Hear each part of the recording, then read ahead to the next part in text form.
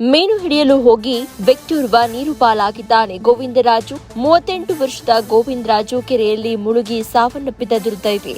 ಬೆಂಗಳೂರು ಉತ್ತರ ತಾಲೂಕಿನ ಹೆಗ್ಗಡೆ ದೇವನಪುರ ನಿವಾಸಿಯಾಗಿದ್ದ ಇವರು ಡ್ರೈವಿಂಗ್ ಕೆಲಸ ಮಾಡಿಕೊಂಡು ಜೀವನವನ್ನ ಸಾಗಿಸ್ತಾ ಇದ್ರು. ರಾತ್ರಿ 2 ಗಂಟೆಗೆ ಸಂಬಂಧಿ ಮಂಜುನಾಥ್ ಜೊತೆ ಗೋವಿಂದರಾಜು ಬಂದಿದ್ರು. ಹೆಗ್ಗಡದೇವಪುರ ಕೆರೆಯಲ್ಲಿ ಮೀನು ಹಿಡಿಯಲು ಇಬ್ಬರು ಹೋಗಿದ್ರು. ಈ ವೇಳೆ ನೀರಿಗೆ ಧುಮುಕಿದ್ದು ನಂತರ ಈಜಲಾಗದೆ ನೀರಿನಲ್ಲಿ ಮುಳುಗಿ ಗೋವಿಂದರಾಜು ಸಾವನ್ನಪ್ಪಿದ್ದಾರೆ. ಘಟನೆ ಸಂಬಂಧ ಅಗ್ನಿಶಾಮಕ ದಳ ಹಾಗೂ ಮಾದನಾಯಕನಹಳ್ಳಿ ಪೊಲೀಸರು ಸ್ಥಳಕ್ಕೆ ಭೇಟಿ ನೀಡಿ ಪರಿಶೀಲನೆ ನಡೆಸಿದ್ದಾರೆ. ಮೃತ ವ್ಯಕ್ತಿಯ ಹುಡುಕಾಟದಲ್ಲಿ ಸದ್ಯ ಅಗ್ನಿಶಾಮಕ ಸಿಬ್ಬಂದಿ ನಿರತರಾಗಿದ್ದಾರೆ.